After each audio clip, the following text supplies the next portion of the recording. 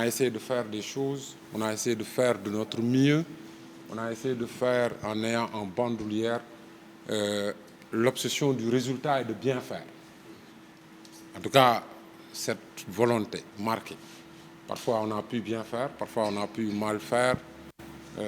Mais l'essentiel, ce qui est constant, c'est qu'on a eu en toutes circonstances la volonté de bien faire. Je pense que c'est juste première année pour chercher la voie. On a pu, je pense, aujourd'hui trouver la voie, stabiliser l'organisation, essayer de donner du contenu, essayer de donner une orientation. Vous l'avez dit, un lien d'excellence et de confiance. On a voulu d'abord créer le lien de confiance et je pense qu'aujourd'hui, quand on regarde les résultats, je pense qu'on peut, sans être prétentieux, on peut dire qu'on a fait quelque chose. Maintenant, une organisation, c'est un long cours. 5 ans dans la vie d'une organisation, c'est absolument rien du tout. Moi, j'ai toujours dit, j'ai la mission du fondateur. Ma mission, elle s'arrêtait là. À partir du moment où les fondations de la société sont posées et enclenchées, ma mission était terminée. Et je le dis très sincèrement, créer une société, ça demande énormément d'énergie, énormément de concentration, ça demande beaucoup, beaucoup, beaucoup. Je pense qu'il était temps que je parte pour que la société, dans son intérêt, ait un autre souffle et aille de l'avant. Ce qui m'intéresse, et ce qui m'a toujours intéressé, c'est que dans 10 ou 15 ans, quand je passerai ici, je me dis j'ai participé à cette œuvre. C'est tout ce qui m'intéresse. Et c'est ça que je voulais laisser. Et je pense qu'aujourd'hui, c'est ça qu'il faut continuer.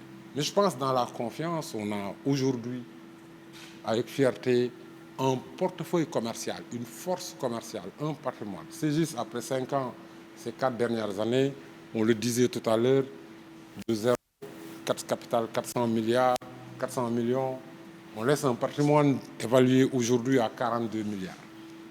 Grâce au soutien aussi de l'actionnaire unique, à une ingénierie, à une stratégie de mobilisation de ressources, mais on laisse un patrimoine de 42 milliards. Donc on laisse une société qui a aujourd'hui dans ses fondations les moyens de se développer. On laisse une société qui a fait un volume d'affaires de plus de 90 milliards ces 4 dernières années. On laisse une société qui a des encaissements effectifs sur ces 4 dernières années de plus de 100 milliards. On a essayé de faire. Je souhaite que l'entreprise soit, dans les prochaines années, sur des centaines de milliards. C'est ce qu'on, je pense, il faut, si un autre va continuer. C'est pour ça que je me tourne à mon jeune frère Ibrahim Alissi, qui a la lourde mission de continuer. Parce que c'est une idée, l'actionnaire unique, la CDC compte beaucoup sur la CGS. Et moi, je dis encore, je suis heureux que ça soit vous, je le répète encore une fois, parce que je vous connais, j'ai travaillé ces 2 dernières années avec vous. Et de ce que j'en sais, vous êtes un homme compétent, vous êtes un homme désintéressé, vous êtes un professionnel et vous êtes un travailleur. Parce que j'ai été souvent avec vous sur les chantiers, réunions de chantiers de l'aéroport, de Mamel, de Bambilor. On a été souvent ensemble. Et je sais que vous pouvez porter la CGS. Vous héritez d'une société qui fait beaucoup l'objet de convoitises. Vous héritez d'une société qui fait l'objet de beaucoup de fantasmes. Il vous faudra être très solide, il vous faudra résister à la tentation, il vous faudra être extrêmement debout pour faire avancer la société. Mais je sais que vous pourrez le faire.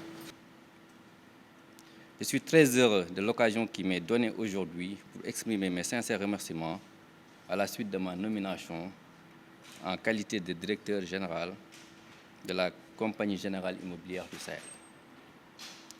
Ma reconnaissance est autant plus vive que le choix porté sur ma personne est une grande marque de confiance que j'apprécie à sa juste valeur. La CGIS est un élément clé de la stratégie de la CDC dans le cadre du déploiement de sa mission de financement du logement social et de standing pour venir en appui aux politiques publiques. À ce titre, elle doit se positionner comme un acteur de référence dans le domaine du développement, de l'aménagement, de la commercialisation et de la gestion d'actifs immobiliers. Toutefois, Une attention particulière devrait être accordée à une gestion efficiente et transparente de nos ressources, la mise à disposition conformément aux directives de Monsieur le directeur général de la Caisse des dépôts et consignations, président du conseil d'administration. En outre, il est indispensable d'établir une information complète, claire et transparente sur les activités menées pour donner l'assurance à la maison mère que sa filiale est rentable, autosuffisante et performante. Ce sont là autant de défis que nous devons relever ensemble. À ce propos, il me semble important de capitaliser sur les acquis, consolider les programmes existants et améliorer constamment les approches, les processus et les méthodes de travail.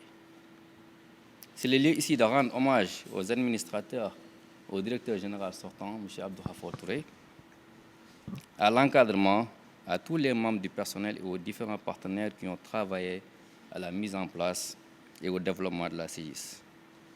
Merci pour tous les efforts déployés pour rendre possible la réalisation de la CIGIS.